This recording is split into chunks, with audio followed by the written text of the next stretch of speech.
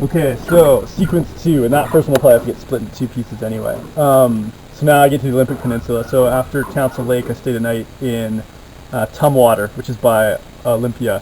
And things had gotten really wet by this point, so I knew it would be wet in Olympic Peninsula, which is way wetter anywhere than I've ever been on this trip so far. And I was trying to track down my buddy Zach Harrison from NAU as well, but wasn't able to find an email address for anything for him. He's from Olympia as well. But anyway, so I got to Olympic Peninsula and set up our site at this place called Staircase, which is it's a fee park. It's an Olympic National Park. Super nice, super awesome, but again, very wet there, but really cool. I've got some footage of that from like a sunnier time later on. And then Maria showed up that night, and we hung out. That was cool. We went for like a little tiny hike during the day. Then we had another night together, just basically catching up, BSing Minnesota style. And then she took off, and I went up to Port Townsend, where I had met this couple in Anza Borrego in California at the beginning of the trip. From there, they're like doing the snowbird thing, I guess, trying it out for a winter. And they given me their contact information, so they said, if you're ever up this way, come and you can stay with us, sort of, right? So I went up there and stayed with them. It was Ann and Bruce Candioto, and they have an awesome house. I think I've got some footage of they're like right across from Victoria, and the ocean life, like just, it's so good. Anyway, you can see the footage of it.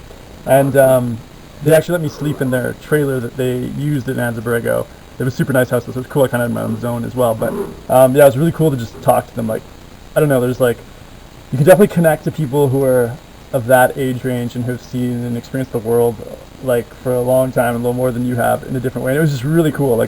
I was probably just spilling out, talking so much to them, but it was really good. And then the next night, Bruce and his buddies and I went on this overnight hiking trip up into the Olympic mountains. I can't remember the mountain we went to, but I'll show you the trail signs for it. And it was way up. Basically at night, it's alpine, sort of above the trees. And at night, it was the night before Canada Day, I could actually see Grouse Mountain from up there. I could see the lights on Grouse Mountain, even though I'm in the Olympic Peninsula. It was crazy. And super impressed with those guys, man. They were in their 70s and late 60s. And it was a good hike. I think we went up to 6,300 feet or something like that, starting at 3,000. Very impressed with them. And I'd never slept out without a tent before. And we kind of were in this gully thing, and it's pretty windy, and so I chose kind of to be over on the side, which was smart, because I think I was the only one who got really, really good sleep. And I actually pulled my my sleeping bag right over my head, because the wind would hit me in the face, keep waking me up. But it was an amazing sleep. I slept well. It was awesome. And so in the morning we kind of continued on and then walked down this boulder field and then came up this other side. It was just really cool in general. When we were very up top, the 6,300 foot mark, or at the peak part, we could see just the craziest scenery of mountains, almost like the Sound of Music style Alps mode. But then also, I think we could see almost all 5 peaks of I think there's 5 peaks of those volcano white-capped mountains in the Pacific Northwest. So yeah, that was done, and then I stayed, we got back, and I stayed with Bruce and Ann that night when we got back. And then I headed down to Hood's Port's this town by Staircase. So I headed down there, and I went into Staircase, and I stayed a night on my own in Staircase, and it was super sunny. Staircase is the campground in the Olympic National Park down there.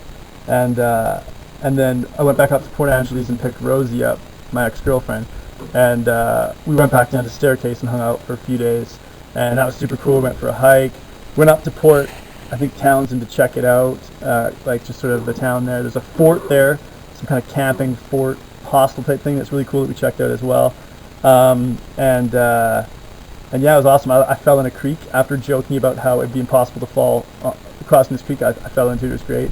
Yeah, I don't know if there's anything else to mention about that. Let's see here. Oh yeah, there was this rock that was on the lake, because I forget the name of the lake, but Staircase is on a lake in this sort of forest zone in the Olympic Peninsula, and there's this rock, and all the locals would climb up this rope onto it and dive off of it into the lake. And actually, before Rosie got there, I got this cool footage of this weird kid in a cape diving off the rock. It was weird. I just kind of came across. I was walking down the road right at that time when he jumped in. And then me and Rosie hung out on the rock for a bit. There's people jumping. It was pretty cool. So yeah, then I think I drove her up to Bellingham for her to catch a bus back to Canada. And then I stayed in Everett, or Mukilatio or something it's pronounced, that night in a hotel. Had my hotel night to clean up. So yeah, that was that was just the Olympic Peninsula experience. I had like hanging out with Maria, hanging out with Bruce, Nan, Candioto, and like way up top, totally diverse, and hanging out with Rosie as well.